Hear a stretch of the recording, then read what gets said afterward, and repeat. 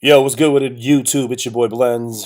Got a quick video that I wanted to do. I've been kind of putting this off for a few days just because I've been busy, but wanted to jump on here now. It's Saturday morning. Actually, just getting in probably 3, 4 hours ago and ready to go back out.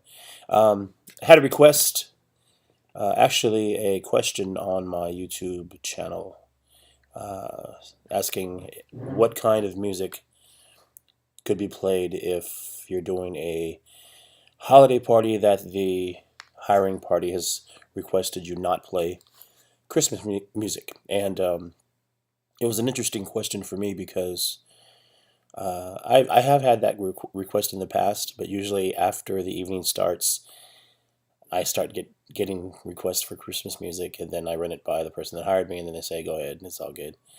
So that goes out the window. But this person that was asking me this question was really adamant about um, the different denominations that will be in the crowd, and wanted to make sure that he went in at least with the plan that no Christmas music be played. And I think the first question that I wanted to do, first of all, big shout outs and thanks to the people that gave their input on my Facebook: Isaac Garza, Kenny Red, Jay Brannon. Um, Big ups to you guys for um, adding to that conversation. But um, I think the main thing when people say that they don't want to hear Christmas music because they don't want to hear like the Jesus type music, the religious Christmas music, and I think that's what they're talking about when they say no Christmas music.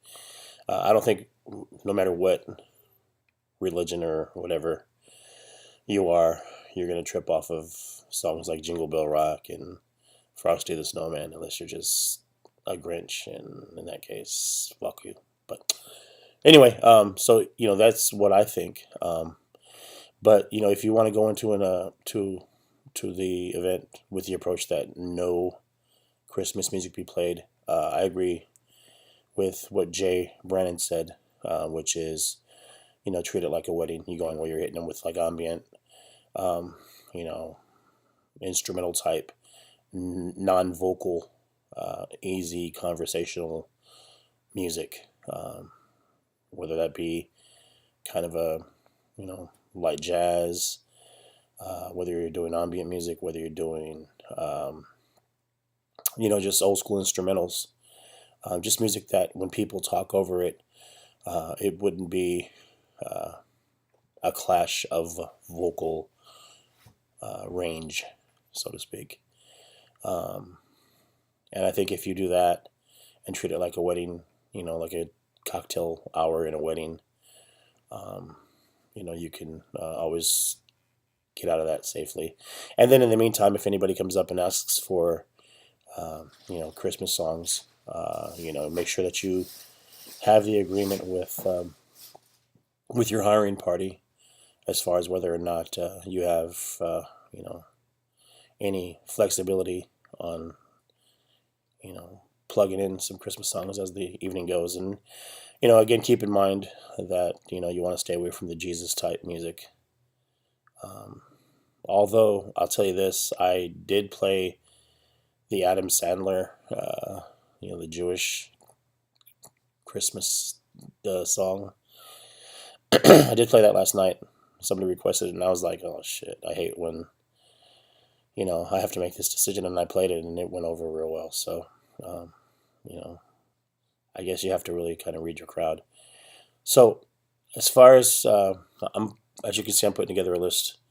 Most of this list is just kind of a list that is an ongoing running list. So I might have put this list together, I don't know, 3 years ago. And, as Christmas time comes up, I grab a couple more songs, plug it in, and move it up on the list, move it down on the list, and what have you. So as you can see, the way that I constructed this list, I start with just kind of easy listening stuff. Now, this is a little bit going against what Jay Brennan was talking about when you have easy conversational music. As you can see, this particular list, there's a lot of, most of all these songs actually have vocals on them. So I'll go from like Huey Lewis, It's All Right, Big shout out to Zach Z-Man, wherever you are. He put me onto this song probably about 7 years ago. And as you go down the list, Don't Worry, Be Happy, kind of just a moody, upbeat kind of music when people are just getting there.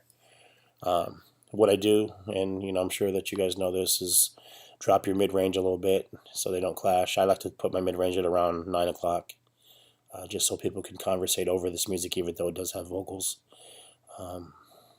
And hit it with some Mustang Sally. And what I'm doing here when I'm playing these cuts is I'm looking at the reaction of the people. Okay, that was another thing that the person that asked me the question about compiling a holiday event list.